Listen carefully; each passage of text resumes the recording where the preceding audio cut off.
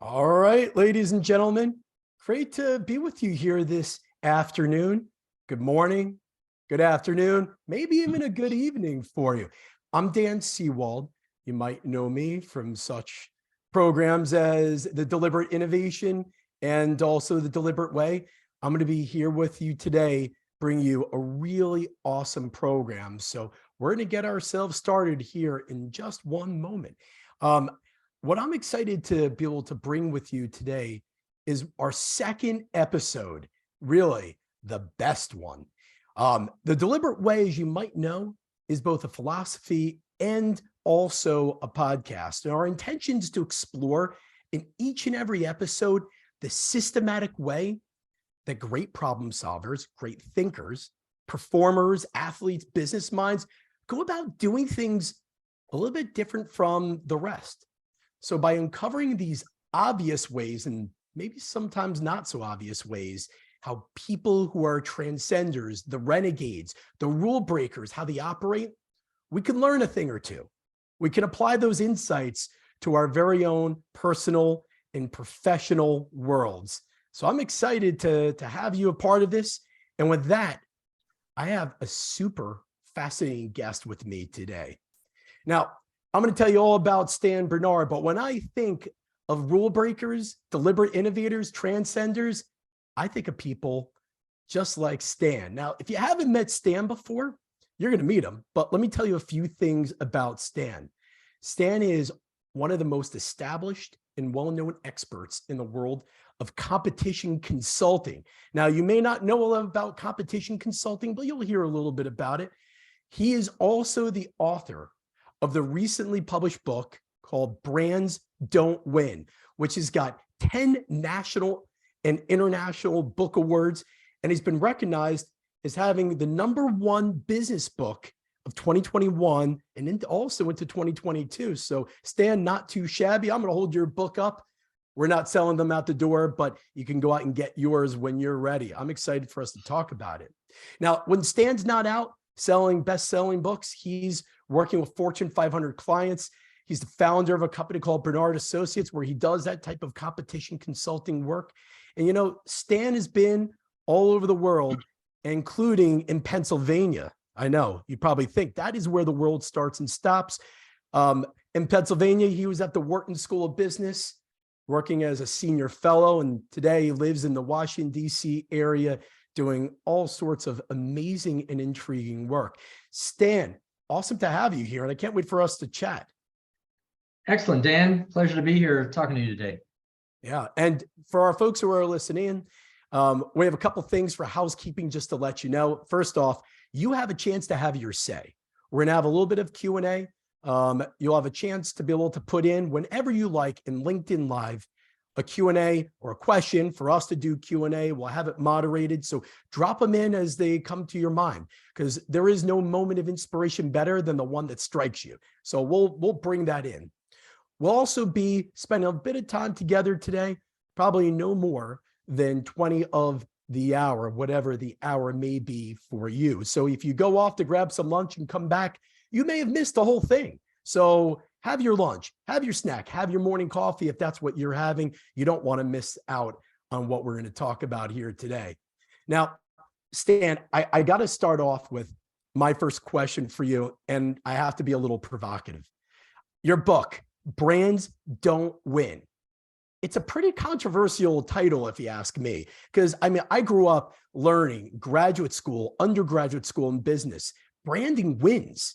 Reese and Trout, Seth Godin, Peter Drucker. It was all about building sustainable, durable brands. And you're telling me now that brands don't win? What's this all about? Get us started and tell me a little bit about this, this real provocative idea that you put out in your book. Well, the title, Dan, is actually meant to be provocative. It's meant to challenge the assumption that most businesses and business professionals have, which is the only way to compete and win in business is branding. Well, I'm here to say that, unfortunately, most of those businesses and business professionals have been brand washed. Wait, did you said brand washed? I said brand washed. That was pretty good branding. Yeah. So the idea is that most people believe that branding is the only way to compete. okay? And what do I mean by branding? Everybody knows pretty much that these types of companies use the traditional branding playbook or product playbook in which they create a brand, then they differentiate the brand based on superior features and benefits over their rivals, and then they support it with lots of advertising, promotions, sales reps. Well, I'm here to tell you that there is an alternative, in fact, a better way to compete than branding. And that is what I refer to as the Transcender system. And I'll talk more about the Transcender system, but many of the best and leading companies in the world, such as Nike, Starbucks, Apple, Amazon, and many others, actually do not play the branding game. They use branding, but that's not how they win. They basically create and play their own game. So this is a true paradigm shift. The idea that you don't have to play the same branding game that, by the way, is 3,000 years old. I mean, branding was used by the ancient Greeks in 800 BCE in the Agora marketplace in Athens, okay? And we've been using this same identical game for over 3,000 years. Put that in context, Dan. I mean, people don't use the iPhone 1, and that's only 15 years old, and they certainly don't use landline phones or 8-track tapes, and yet we're using a system for competing. And virtually every company on the planet is doing this. The iPhone, they don't even use the iPhone 7 anymore. Right, exactly. Man, it's lost. But let me pause you for 1 second, Stan, because I like what you're laying down. I'm picking it up. But you mentioned Starbucks, for example. Having worked in Midtown Manhattan for a number of years, I couldn't go a block without somebody proudly walking by with their Starbucks cup of coffee with the logo, the brand emblazoned on it. Like, it wasn't a regular cup of coffee if it didn't have Starbucks. It was a point of pride. That's branding, isn't it?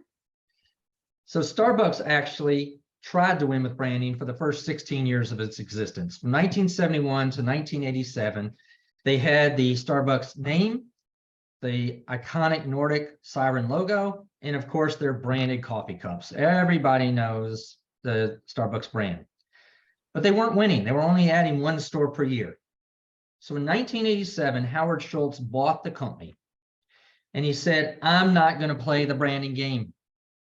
I'm not going to try to differentiate my dry roasted coffee. I'm going to totally change the game. He changed the game with 3 words: the third place. He said, I'm going to make Starbucks the third place between home and work in America. This is why, of course, you have a Starbucks on one side of the highway on the way to work, on the other side of the highway on the way home from work. He was basically saying, we don't want you to simply grab a cup of coffee. We want you to grab a chair, hang out, enjoy staying at Starbucks on the way to work, on the way home from work. And his 3-word, what I call campaign agenda, very much like politicians, the third place, he basically, everything they do supports that campaign agenda. So it's not just a marketing slogan, okay? Because the Transcender system that I'll discuss, it's a full corporate system, company-wide system that everybody has to believe in and align to and communicate. So that's why Starbucks has extremely comfortable chairs. They spend more on training than they do on advertising promotions. And despite that, they actually sell more coffee in the US, despite the fact that Dunkin' Donuts actually spends 3 times as much on advertising promotions. Starbucks sells twice as much coffee. Well, you definitely see Dunkin', and they've gone and even rebranded Dunkin', just to call it Dunkin', to Transcend Donuts. But coming back to Starbucks for a moment, Schultz, I mean, he's usually lauded as being a real visionary, but if I remember correctly, he worked for Starbucks. So he was one of the guys inside, but he didn't last that long. Tell me a little bit more. I don't know how much you dug into Schultz and Starbucks. It's a curious one. Yeah, in fact, it's one of the case studies in my book, Brands Don't Win, one of the 16 case studies. Schultz actually worked for Starbucks for a number of years. He was actually the head of marketing at one point. In the early 80s, when he was working for Starbucks, he went to Italy to look at how different people drank coffee in different countries. He was in Milan, an espresso coffee bar, and he realized that it was really a center of community, that people would go to the coffee shop in Milan, their favorite coffee shop, on the way to work, on the way home from work, and they knew everybody, and it was very collegial, and they hung out, as opposed to in American types of coffee shops where, people would literally grab a cup of coffee and go, right? So he came back to Starbucks management and proposed the idea, let's make more of this concept of what he referred to as the third place. And Starbucks management said, no. No way. No way. Well, I'm gonna guess, Dan, like that's Starbucks sold coffee. That was their thing.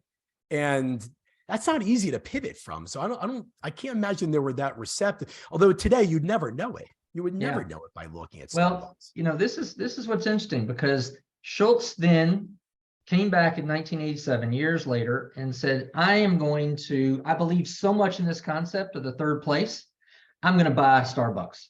So he bought Starbucks, and instead of adding one store per year, which is what they were doing, because they couldn't, quite frankly, differentiate their dry roasted coffee. There were so many coffee shops in the Pacific Northwest.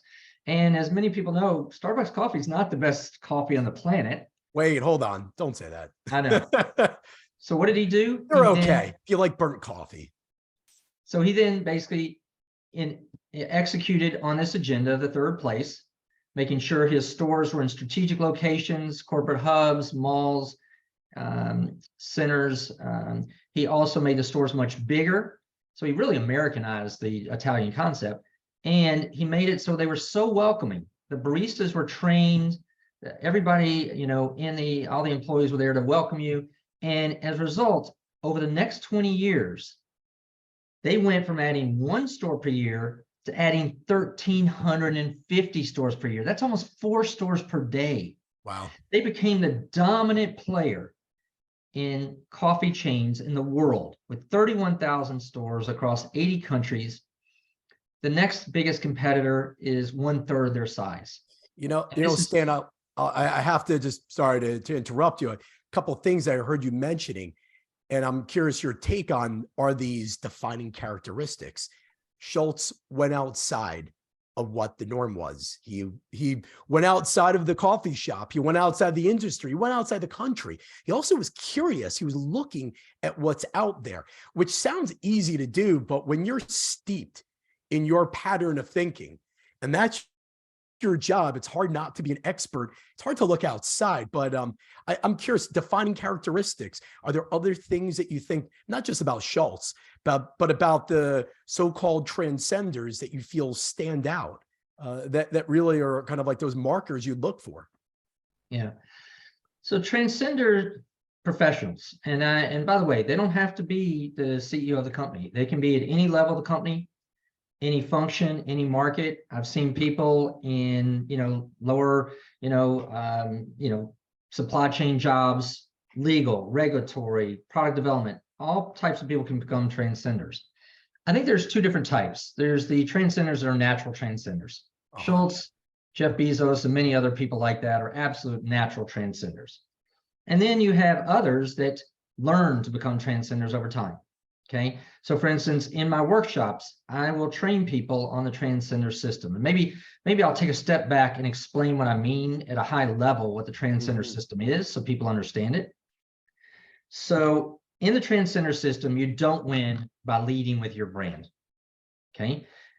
And you don't use the traditional product playbook. Instead, you use a political playbook. Use the same type of playbook that U.S. presidential candidates use. So for instance, in 2008, Obama didn't lead with Vote Obama. He led with the one word campaign agenda, or game as I refer to it, of change. And then he followed with the brand. He was the brand. So if you believed in change and were inspired by it, then you would vote for Obama because he was the change candidate. That was his positioning. And everything Obama did was about change. His policies, whether it's healthcare, Iraqi war policy, monetary policies, they were all about change. The way he ran his candidacy was all about change. He relied heavily on the internet and volunteers, unusual at that time.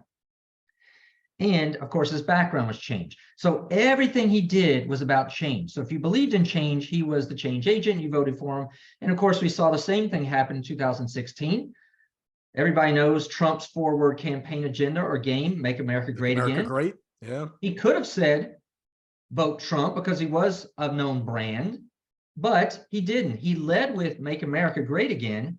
And then if people believed in and were inspired by that, then he would follow with Vote Trump, right? So the companies do the same thing. Well, let me ask one, just to peel that back for a moment. Yep. It's sort of like the traditional parlance. I would have called that positioning, where you want to be in the position of somebody's mind. We want that subtle place to be lodged in, to think about Make America Great or change, and to be associated with that candidate or that product, that brand, et cetera. Is that not positioning, or yeah, help me understand that one a little bit more. So this is where, again, the Transcender system is different in virtually every way from the traditional product playbook. And here's an example. So that is the idea of creating an agenda is actually not positioning per se. It's called cognitive framing. It's based on cognitive science. The idea is you force people to look through your frame of reference. If they look through your frame of reference, so for instance, if people want to look through the frame of reference in the case of Obama, change, or Trump, make America great again, or in the case of Starbucks, the third place, then they will see what you want them to see. Starbucks wants you to see a store that's welcoming, that's got comfortable chairs and couches, nice music, plenty of space, free Wi-Fi, welcoming baristas, etc. So then you basically play your game, but it's called creating the agenda or cognitive framing. Then you follow with the positioning of the brand. You don't lead with it. So here's the very important difference, Dan. In the traditional model, brand was the lead actor. In the Transcender system, it's a supporting actor. You still use branding. Starbucks absolutely uses its branded cups, its branded name, its logo, but they don't win with branding and they don't lead with it. They lead with an agenda, which is the game that the company plays. And it's not just a marketing sales slogan. It's a corporate-wide way to compete and win. So I see a couple of things that are really important distinctions here. I like your point. The brand, we always led with brand. Brand is still there. It's still important, but it's not the single most important thing. That's right. So I'd love to get Seth Godin on. I have him right over. I do not have him right here, but there are a lot of people who built their careers on that. I do want to hold that thought for 1 second, Stan, because I want to remind folks, you have an opportunity to ask questions, put them out there. We'll moderate them in about 5-8 minutes or so. We'll pause so you have your say. But I do want to just kind of wind back a little bit of a pivot for us. Okay.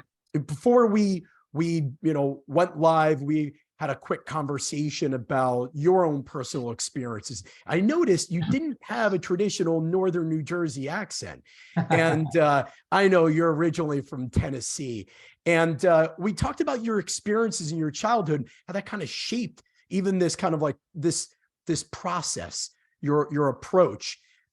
Tell us a little bit about what happened in your childhood that absolutely disrupted the way you thought about branding and leadership. Well, it wasn't a traumatic childhood, I'll tell you that. But I was a big Vanderbilt fan. Okay, Commodores. Nashville Commodores. I was the ball boy for the Vanderbilt basketball team for 8 years. My father started the National Commodore Club, et cetera, et cetera. So we were huge Vanderbilt fans. But every year we go to the Alabama football game versus Vanderbilt, and literally by halftime we were getting blown out. Usually it was 31-3 or 28-0 or whatever it was, and the game was over.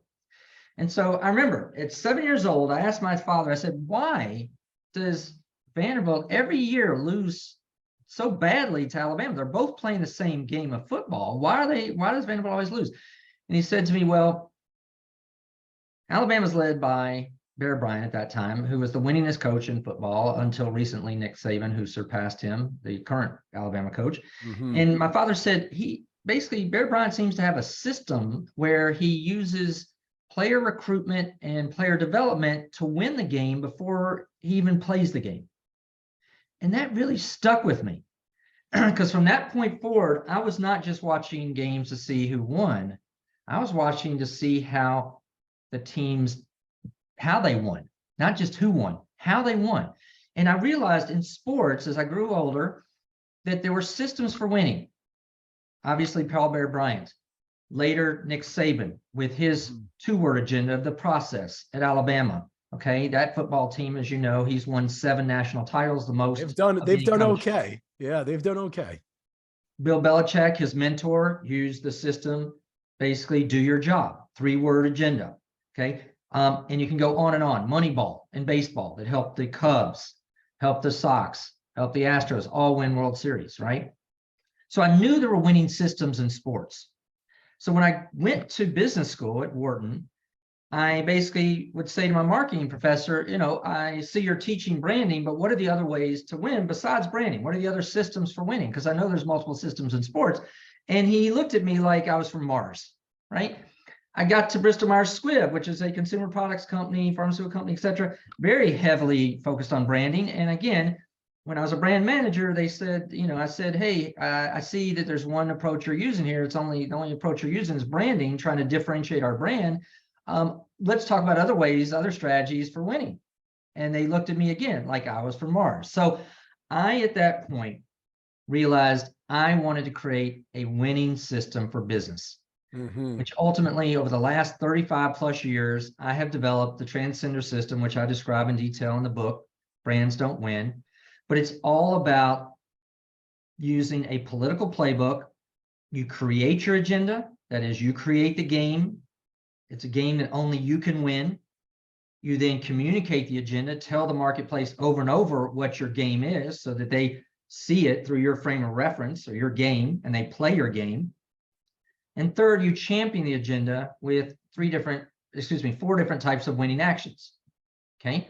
So that's all explained in the book. It's a simple system. But the most important thing, Dan, is if you just want to compete, then brand. You have plenty of, company. It's like playing brand checkers, because most companies and most people are brainwashed. But if you want to win, then transcend. Use the world's most powerful system, the Transcender system, for winning. So let me unwind this a little bit, and we're going to take questions, and I'm going to ask one more question and then turn it over to other folks. I have a host of other questions that I'd like to ask you, Stan, but want to give some airtime to others as well. So the question I have before we take others, this idea about being a transcender or a rule breaker, somebody who kind of challenges the orthodoxies and the norms of the way things are done. It's not easy. It's not easy. I mean, you gave the example, like Howard Schultz was successful and it was happily ever after, but there are plenty of examples where people have, tried to change a game and they got beaten up for it. Steve Sasson, Kodak, famous story about him having discovered the DSLR and they said, let's shelve it. There's a lot of other examples out there in the social space, social advocacy, sports, where they were dismissed. It's not easy to be a rule breaker. How do you, if you are one of these folks who are changing the way the game is played, how do you make sure that people hear you? So you're not just a footnote, because nobody likes to challenge convention. Truly, we talk about it in hindsight. How do you do it? Yeah, this is a great question. First of all, let me distinguish between rule breaking and rule making. Yeah. In the Transcender system, you're not rule breaking. You're making the rules, because you're creating a game only you can play and win. So again, getting back to Starbucks, it was all about having the nicer, bigger stores in the right locations with the right training of their employees, et cetera. So they were creating the rules that made other companies, as well as the rest of all their stakeholders, regulators, and others, follow their game and play their game. Okay, so that's an important distinction. These are rule makers. They are playing the game. Now, you talk about it not being easy. It's not easy initially, okay, to change the mindset, because quite frankly, as I said earlier, people have been doing branding and using this model for 3,000 years. Virtually every executive, every business professional has either been taught or trained. It's all about winning with branding. So the first thing you have to do is be open-minded enough to accept that there's got to be more than one way to compete. I mean, think about that. We go to Starbucks and you can order any one of 170,000 different types of drinks. Have you ordered all of them yet? Not yet. Not yet. I'm working on it. On it. But when it comes to competing, you walk into a store and there's only one way to compete. It doesn't make sense. So I think, first of all, people have to just we have to debunk that myth that branding is the only way to win. So that's the first part that, and quite frankly, when I do my workshops, that's one of the most important pieces, is to get people just to look through the frame of reference that I'm providing them, which is you don't have to look through the brand, the very limited brand frame. It's almost what I call the brand jail. You have to break out of the brand jail, shake off the brand cuffs, and basically, get to where you're not brand washed. Well, I want to play on your analogy for a minute, because there's a lot of brand prison wardens and prison guards out there protecting. For example, just something that I saw literally the other day, yesterday, at a conference for investors. These are private equity venture funds, and every company that presented, there was a formulaic approach of looking at their customer acquisition model and their cost. And they said, we have to look across everybody exactly the same, which begged the question for me, if you're measuring everybody with a consistent standard, it does make it easier. And you really don't want to veer from that. They're going to rebel. They're going to push back if you're challenging the common metrics, the common language. It's not easy. It's more than not easy. It's sort of re-habituating people into thinking and doing things differently. What works? How do you break those habits to get people to look at it differently? Even if somebody says, Stan, I don't love your Transcender system or the language that you're using, the fundamental premise that there's more than one way to do things the way they've always been done is absolutely vital, but it's not easy. What are you finding from your experience? How do you get those prison guards to open up the doors? Yeah, it's such an important question, because quite frankly, this is one of the both biggest challenges and opportunities I have with clients, which is how do you get people to break out of habits? Okay, because we all know most humans do not like change. However, and we know there's an adoption curve for everything, okay, for all different types of products, technologies, including the Transcender system. So it starts with having somebody or some people at your company that are willing to say, you know what? I'm tired of missing sales projections. I don't like the fact that we had a failed product launch. I don't like the fact that I'm constantly reacting to another competitor. And I'm willing to change what we're doing so that I get better results. I get successful product launches. I meet sales goals and exceed them. So that's where it starts. You have to be willing to say, okay, I'm not going to continue doing the same thing over and over again and getting the same result, which of course is the definition of insanity, according to Einstein, right? So I have found that there's always groups of people within companies, big or small, whether it's a one-person company all the way up to 100, 200,000 member companies, okay? There are going to be people that are tired of playing somebody else's game. They're tired of losing. And so they are open and open-minded to trying something else to get a different result. So I am usually called in by those types of people. Now, they can be any number of different types of people. It could be the senior executive. It could be a junior marketing person. It could be a competitive intelligence, market research, product development, any number of people that say, you know what, I want to win. Because the Transcender model is not about competing, because that's what the brand model does. The brand model allows you to compete. So if you just want to compete, continue branding, okay? But if you want to win, and more importantly, if you want to dominate, then you have to be open to trying a new system. And this is a very simple concept, which is you play your own game. I mean, how many people don't like to, you mean I can make the rules? They love it. When they actually see this system and they see the case studies and examples of how you can create and play your own game, people get excited. They get excited and they know, hey, I can win with this. Now, I know how to play this game. You're seeing the sums of other people. And I did promise I was going to moderate a couple of questions. We had a couple of questions that have come in. One was, what about if you're bound to a larger institution and you need to follow the rules? As a medical provider, this is the biggest challenge that we have when we're playing the insurance game. Now I hear that all the time from healthcare professionals. They gripe about it. It's like, it's not the way it used to be. You trained as a medical doctor many years ago, as I recall. How do you answer that? Like, this is a tough situation. That's right. So I have actually done consulting for, healthcare products companies, pharmaceutical, biotech, for physician groups, hospitals, insurance companies. I've basically played all over the healthcare landscape as well as outside the healthcare industry many times. And again, it's the same thing. You have to change the game. You have to come up and play a game only you can win. And so we are seeing some versions of that. So different, for instance, medical groups are coming up with concierge medicine. That's one model that they're using to basically play the insurance or stop playing the insurance game.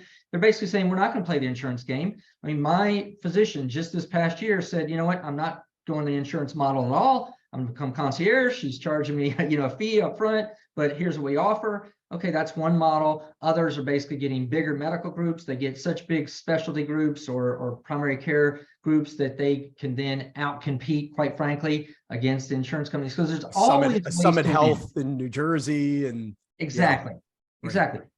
My belief is, and I tell my kids this, and I tell my clients this: find a way to win. There's always a way to win. So that's what I do working with clients, is to find what is the game or the approach, and what I refer to as the campaign agenda, that you use to win in your respective business field. There's another question that came in, Stan, a little different, one that you might have heard a couple of times before. I know I have. I work on the commercial side, and we're dealing with legal and regulatory who are paid to say no. How do I deal with people who have no vested interest to help me play a different game? I purposely, in my workshops, in my seminars, my Transcender workshops, seminars, business war games, I purposely make sure that legal, regulatory, compliance, any of those types of groups are always represented, usually at the highest levels. Okay?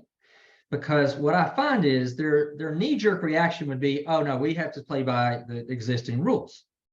But when they go through these workshops and I show them examples of how companies like a Nike, like an Amazon, like an Apple, and these other companies, how they've changed the game legally, compliantly, following regulations, and they basically have forced that game not only on the marketplace and competitors, but they've also focused their game in a way so that regulators and lawyers and others have to play the same game.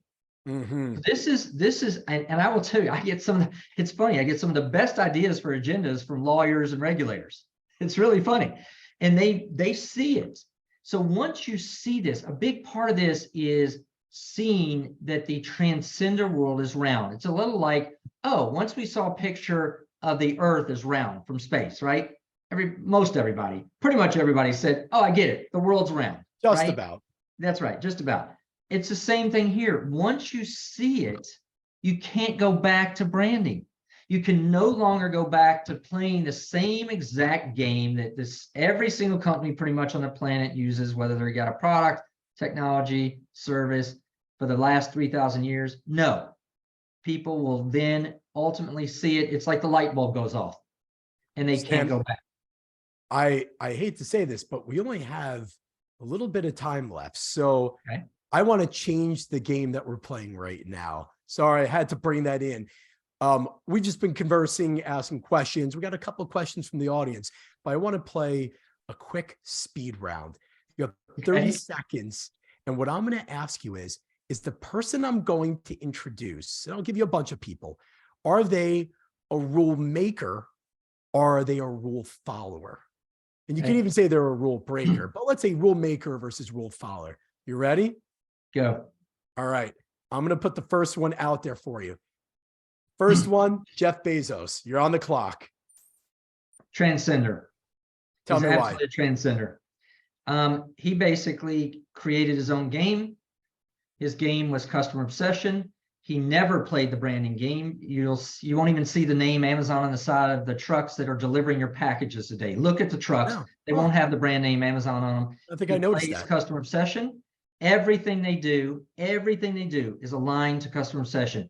Every metric, 80% of their measures are customer metrics. Okay. They basically focus solely on customer obsession. They do it better than anybody else in the world. Their Prime program, delivery program, changed the game. It's considered the most devastating internet program in the world for competitors. Everybody basically had to respond to Prime. All right. Yep. I'm going to throw another one out to you. Yeah. This one, okay, Jeff Bezos, everybody knows Jeff Bezos. Here's one that's a little more arcane. Carrie Hammer fashion. Are you familiar with it? You ready? Yeah, Carrie Hammer actually changed the game in the fashion industry. In 2014, she basically was showing her clothes on the New York Council Fashion Runway. And at that time, her clothes were meant for professional middle-aged women, quite frankly.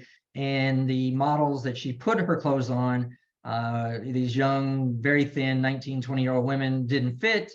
Literally and figuratively didn't fit for her. So she basically said, you know what, I'm not going to play the same game that every other fashion designer does.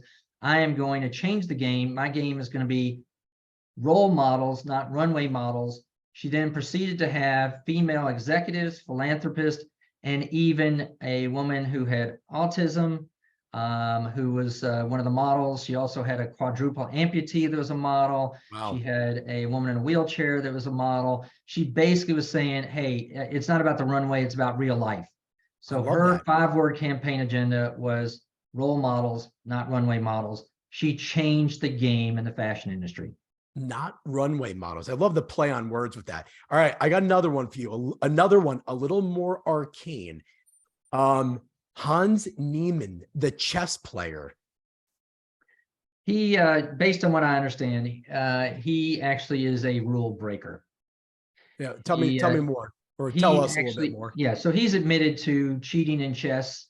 He has also had numerous reports indicating that he has cheated, particularly in online chess tournaments. He used like an earpiece or something, like a little signaling device. Yeah, and so to me, that is breaking the law. Okay, and I want to make a distinction between. That's not making another game. That's breaking the game. That's breaking the law. Okay, yeah. Breaking the rules, breaking the law of an existing game. Whereas transcenders do not do that. Transcenders, you create a legal, ethical, compliant game, and then you win that game.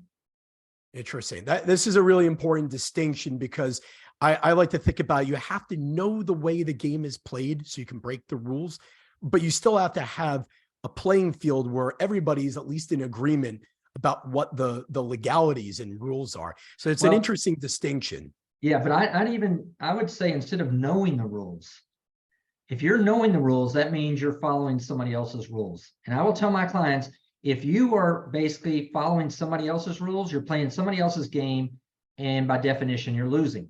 So the idea is create your own game. You create the rules, again, making it legal, ethical, compliant, but you create your own game. You create your own rules, and you force everybody else to learn your rules. That's the mindset difference, because the Transcender system is not just a system, it's also a mindset. All right, I got one more for you as time allows. Let's go into the world of monarchy, or ex-monarchy. Prince Harry. What do you think about him? You know, you almost can't separate him from his wife, Meghan Markle. So there's sort of a duo. Clearly, I think people would agree that in the UK that they have broken the monarchy's rules, right? They're quite annoyed about it. They live by these rules. It's right. That's right. You talk about, that's about as rules oriented as you can get, right? Very true. But at the same time, I don't necessarily see the game that he and his wife are playing. I don't see a campaign agenda. I don't see a consistent game. So I would say they're more rule breakers than transcenders. Right. So they're not actually, that's an interesting point. I'm glad you made that one, because I wasn't sure, are they playing a different game, or maybe they have a game where it's totally opaque to everybody. Yeah, and this is important. It's not, you know, it's not just not playing by somebody else's rules. Just because you don't play that doesn't make you a transcender.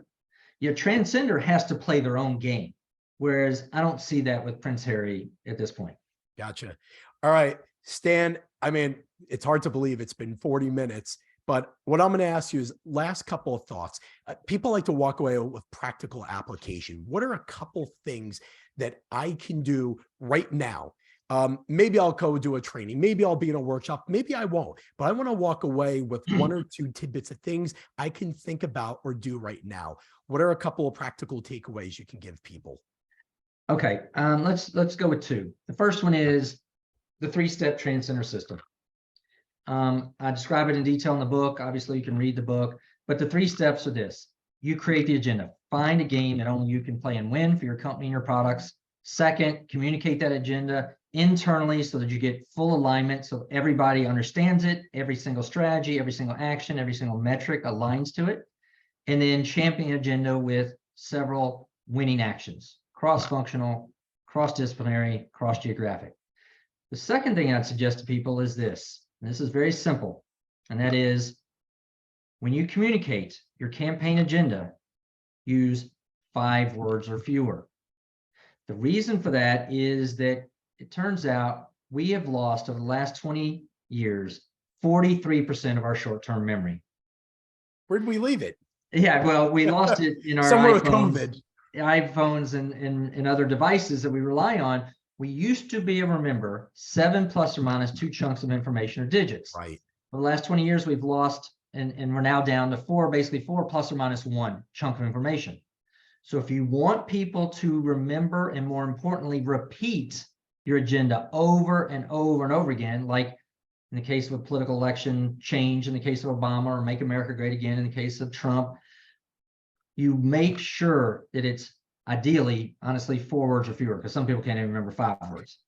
So that's what I'd recommend in terms of communicating. It's the simple way to think about this is the elevator pitch. That's the traditional way. You have several floors and you give your brand messaging. In the Transcender world, you have the elevator close. Wait, hold that elevator. 4 words. Yeah. 4 words.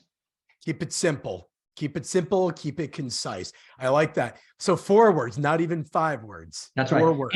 And repeat it over and over. This is a big difference. In traditional marketing, we say don't change the marketing every 3, 6 months, year, commercials, etc. No, don't do that in the Transcender world. In the Transcender world, you repeat your agenda over and over again. Everybody knows Nike's agenda from 1987. 3 words. Just do it. Just do it. Stan, you have been an incredible guest. And to borrow your expertise, I'm going to say the same thing. Deliberate, deliberate, deliberate. Do things very deliberately. Innovate in a deliberate way. All right, too many words. Too many. I'm going to narrow it down. But first of all, big thank you for you coming, joining, sharing your wisdom. You laid some wisdom down on us. Deeply appreciate it. I am going to put the book up there, Brands Don't Win. I like the simplicity of the cover on this too. Very, very nicely done. Simple, but also effective. Playing my Stan, game. Big thank you for coming. If anybody would like to reach out to Stan, you know where you can find him. LinkedIn, the source of all things business these days. But for us, we're glad to have you here. We will be hosting our next episode coming before the holidays, the Christmas and New Year's holidays, and you're not going to want to miss that one. It's all about deliberate facilitation. How do you do things in a deliberate way that other people aren't to be able to get an incredible output in your next workshop or event? So come on, you'll see stuff about that coming up. But in the meanwhile, big thanks again to our guest. Signing off for now. Take care, everyone, and have a great rest of your week. Take care, everyone. Take care. Bye-bye.